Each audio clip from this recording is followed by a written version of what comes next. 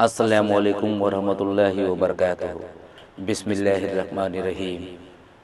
حضرت حذیفہ رضی اللہ عنہ سے روایت ہے، اللہ کے رسول صلی اللہ علیہ وآلہ وسلم نے فرمایا، اللہ تعالیٰ بدعتی کا روزہ قبول کرتا ہے، نہ نماز، نہ صدقہ، نہ حج، نہ عمرہ، نہ جہاد، نہ نفل، نہ فرض۔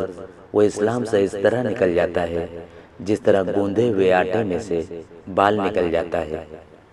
حضرت انس بن مالک رضی اللہ عنہ سے روایت ہے، انہوں نے فرمایا، میں نے رسول اللہ صلی اللہ علیہ وآلہ وسلم سے سنا، آپ فرما رہے تھے، اللہ تعالیٰ پاکیزگی کے بغیر نماز قبول نہیں فرماتا اور خیانت کے مال میں سے صدقہ قبول نہیں فرماتا۔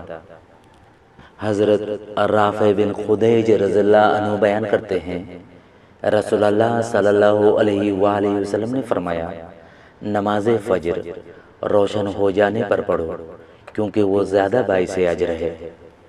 حضرت ابو برزہ اسلمی رضی اللہ عنہ سے روایت ہے، انہوں نے فرمایا، رسول اللہ صلی اللہ علیہ وآلہ وسلم عشاء کی نماز کو دیر سے پڑھنا پسند کرتے تھے اور اس سے پہلے سونا اور اس کے بعد باتیں کرنا ناپسند فرماتے تھے۔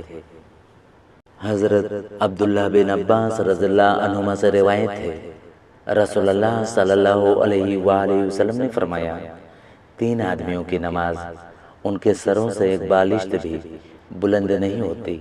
وہ آدمی جو لوگوں کا امام بن جائے حالانکہ وہ اسے ناپسند کرتے ہوں، وہ عورت جس کی رات اس حال میں گزرے کہ اس کا خاوند اس سے ناراض ہو، اور وہ 2 بھائی جو ایک دوسرے سے قطع تعلق کیے ہوئے ہوں۔